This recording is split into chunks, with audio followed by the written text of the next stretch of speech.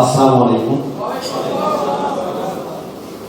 যুক্তরাষ্ট্রের মাটিতে বাংলাদেশি প্রবাসীদের এই মিলন মেলায় আপনারা যারা উপস্থিত হয়েছেন তাদের সকলকে সালাম এবং শুভেচ্ছা।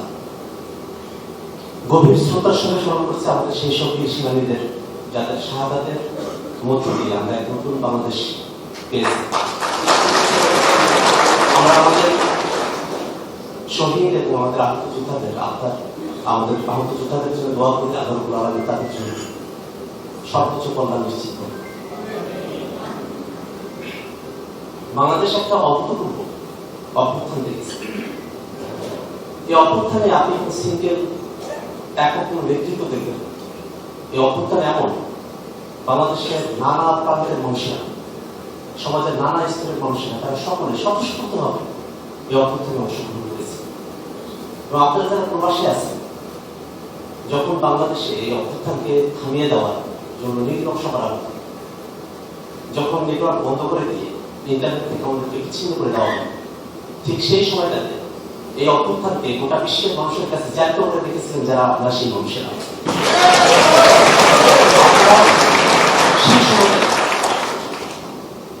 আপনাদের জায়গা থেকে এই যুক্তরাষ্ট্রের মাটিতে আপনারা প্লাকার্ড নিয়ে দাঁড়িয়েছেন, আপনারা স্লোগান করেছেন এবং সরকারকে হুমকি দিয়ে বলতে পেরেছিলেন যে আমরা রেমিটেন্স বন্ধ করে দিলাম, তোমরা এবার দেখো।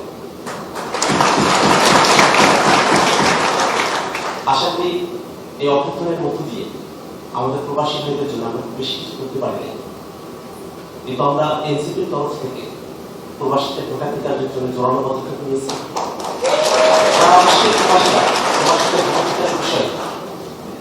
সকলে আপনারা একমত হয়েছেন এবং আপনারা সকলের প্রত্যাশায় আছেন সামনের যে নির্বাচন, সেই নির্বাচনে আপনারা ভোটাধিকার প্রয়োগ করতে পারবেন।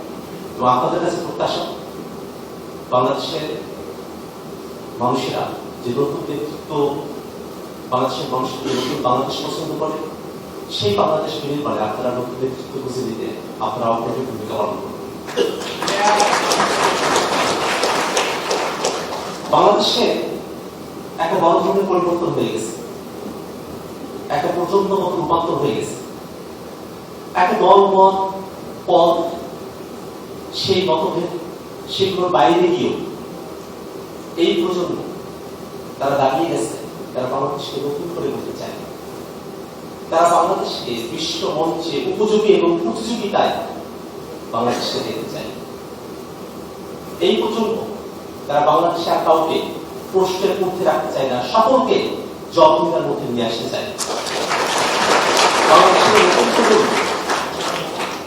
বাংলাদেশের মানুষের জন্য তাদের নাগরিক অধিকার এবং মানবিক মর্যাদাকে প্রতিষ্ঠা করতে চায়।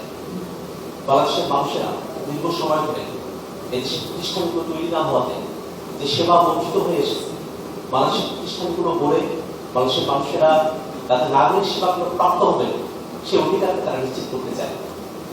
এবং এই নতুন বাংলাদেশ গড়ার মিশনে বাংলাদেশের প্রবাসী যারা আছে আপনারা অনেক ভূমিকা পালন করতে বলে আমরা আশাবাদী।